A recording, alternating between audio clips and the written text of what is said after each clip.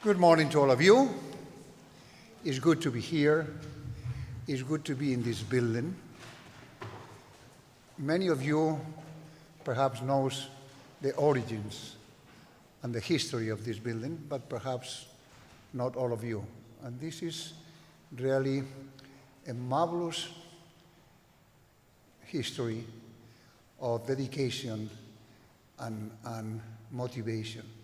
It was founded by an American institution, and the purpose was to help the development of Spanish women at that time.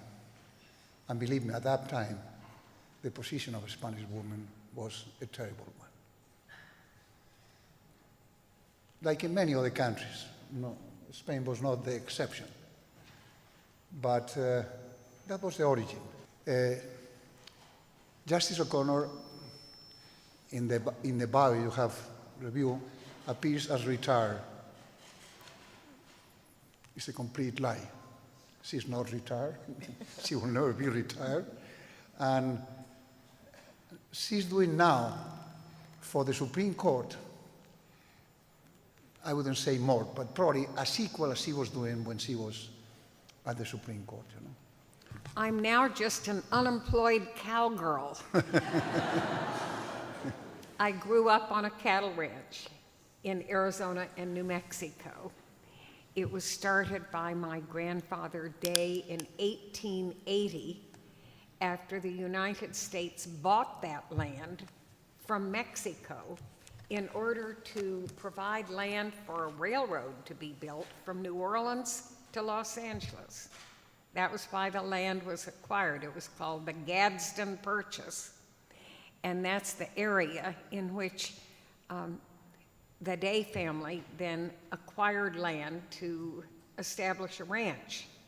And they had to get cattle, so they couldn't find any locally, and they made a trip down to northern Mexico and bought a herd of cattle that had the Lazy Bee brand on it. Now, if there's a brand, if it's lying down, then it becomes the lazy, whatever it is. And in our case, it was a capital B lying down, so it was the Lazy Bee Ranch, and that was the brand that we used thereafter.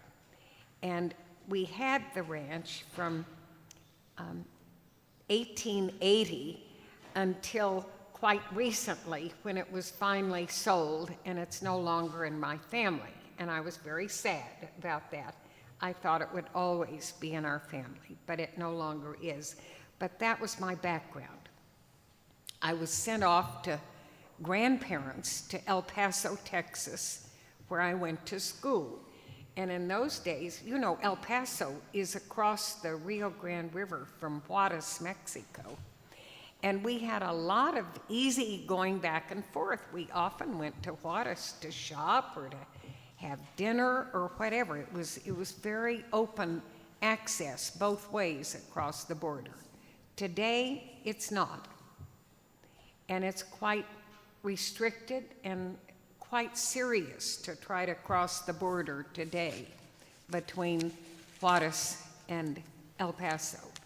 And I'm sad about that. I hope we reach a time in the not too distant future where that situation is not so affected by the criminal element of importation of illegal drugs into the United States. I'm delighted to be in Spain.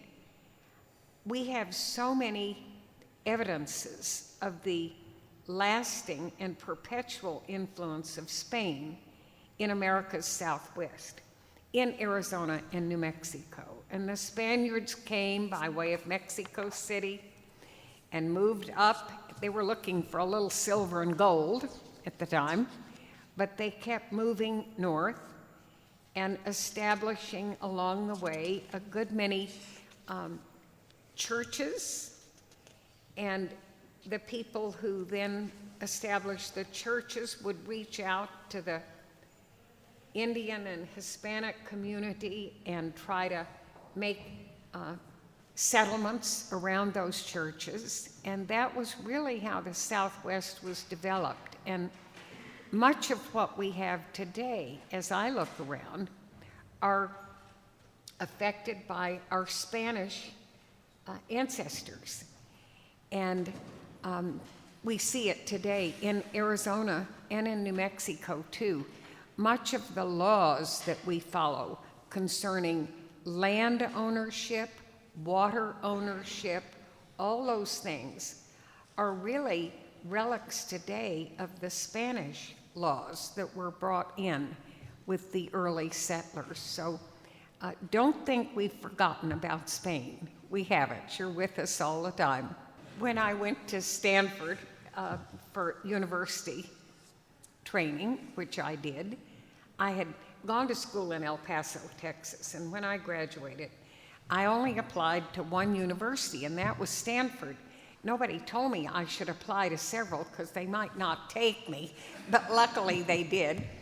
And when I got to Stanford, I majored in economics. I'm not sure why, but anyway, I did. And I had finished my major in 3 years, and I had another year before I could get my undergraduate degree, and I could take anything. And somebody had told me about a law professor at Stanford who taught some undergraduate classes, and they said, he's really inspiring. So I signed up to take a class from this particular professor at Stanford, and he was fabulous. He just was the most impressive professor I ever had. And because of him and his class, which was built basically around the law for undergraduates, I applied for admission to the law school at Stanford. And to my surprise, they took me. So having done that, I decided, well, I'd better try law school and see what that's all about. I came from a cattle ranch. We didn't know any lawyers. I mean, they didn't exist for us. So I took his class and then went to law school, and I enjoyed it. And I did well in law school. It was while I was serving on the Court of Appeals that Ronald Reagan ran for president of the United States. And while he was campaigning, he was worried because he didn't have much visible support from women for his candidacy. And he wanted to say things that would be appealing to women voters. And so he started saying, now, if I'm elected president and if I get an opportunity, I'd like to put a qualified woman on the US Supreme Court. Well, it had been 191 years since we adopted our Constitution and no woman on the court in that time. So I guess the women voters sort of liked that idea. And anyway, he became president. And he'd been working as president about 4 months when one of the justices on the US Supreme Court, Potter Stewart, announced his retirement. He said, I think it's time I step down. So in the US, Supreme Court justices, and indeed Federal Court of Appeals justices, are not appointed for a term of years. They're appointed in effect for life or until they decide it's time to step down. Potter Stewart decided it was time he stepped down, and that created an opening on the Supreme Court. And to my amazement, here came some people from the Department of Justice to Arizona to meet with me and to have talks. Well, I didn't want to presume that it was about the Supreme Court, and they wouldn't tell me that, but we had talks. And I cooked lunch for them. I guess I was a pretty good cook. They liked the lunch, and so they went back and recommended me. That was probably the reason. Yes. Yeah, probably the reason. And before long, I had a phone call one day. I was in my chambers at the appellate court in Arizona, and it was Ronald Reagan on the phone saying, Sandra, I'd like to announce your nomination tomorrow from the for the Supreme Court. Is that okay with you? Well, actually, I wasn't sure it was. I had not worked in Washington at all, and I didn't think I had any special qualifications to serve on the Supreme Court. And it's great to be the first to do something, but I didn't want to be the last. And if I took that job and didn't do it well, it wasn't going to be too good for women in the future. So I was concerned, and it was really my husband who said, "Oh, heaven's sake, say yes, you'll do fine." So I ended up saying yes and was asked to serve on the Supreme Court. And I think that was the first time a woman had been nominated. And those appointments to the Supreme Court, or to even the federal courts of appeal, have to be confirmed by the United States Senate. That means the Senate, at least a majority, have to say, okay. And no one in the Senate knew me except the 2 senators from Arizona. And I didn't know what they were going to do. It was quite a concern, really. But it turned out at the end of the day that they approved me 99-0. There were 100 senators. One senator didn't vote. It was Max Baucus from Montana, and he was out of town. And he wrote me a nice letter, and he said, "I'm so sorry I wasn't there. If I'd been there, I would have voted for it." In the United States, the person who serves as Chief Justice is appointed as such by the president. He doesn't just appoint 9 judges and let the judges decide who's in charge. The president selects the Chief Justice, and that the person is confirmed by the Senate as a nominee for Chief Justice. And all of our appointments to the federal court in the United States are for life. Now, you don't have to serve for life. You can decide after a while, I've been there long enough, I'm going to step down. That's what I decided after serving 25 years there. In your country, I think you have 9-year terms, don't you? And that's fine. I'm going to read you the Second Amendment, if I can. I carry the Constitution with me. You have the American Constitution. That's very good. I always have it. Women have come along just like men have. They're educated in the same way, with the same rights of public school education in the United States, and they've developed just like a man would develop in terms of their education and experience. Work opportunities are as available to women as to men, and I think the development has progressed at a pretty good rate. Now, I'm an old lady, and when I got out of law school, I could not get a job as a lawyer. That's how much it's changed. I had a good record in law school. I was right up there, and I needed a job. I'd gotten engaged to marry my husband. He was a year behind me, and we both liked to eat, so one of us had to work, and that was me. And I applied to every single law firm that had a notice up saying, "We'd like to talk to Stanford law graduates about work. Come talk to us." I called every single law firm with a phone number on that bulletin board. Not one of them would even give me an interview. They wouldn't talk to me. I was a woman. You remember They said, the names? "We don't hire women." You remember the names of the law firms? Well, sure I do. Exactly. Well, now, I finally went to a Stanford woman friend of mine, a fellow student, whose father was a partner in the big law firm of Gibson, Dunn and Crutcher in California, big firm. And she talked to her dad, and he got me an interview, and I went down to Los Angeles and had an interview about a job with this distinguished-looking partner, you know, like that over there. That's the way you have to dress. Yeah. He looked fine, and he looked at my resume. "Oh, Miss Day, you have a fine resume, Miss Day." But he said, "Miss Day, this firm has never hired a woman lawyer. I don't see the day when we will." And I looked shocked. And he said, "Well, our clients wouldn't stand for it." All right, so that's what I got from that law firm. And I was really naive when I made the appointment to think that they might consider me. And I looked so shocked that finally he said, "Well, Miss Day, how well do you type?" And I said, "So-so."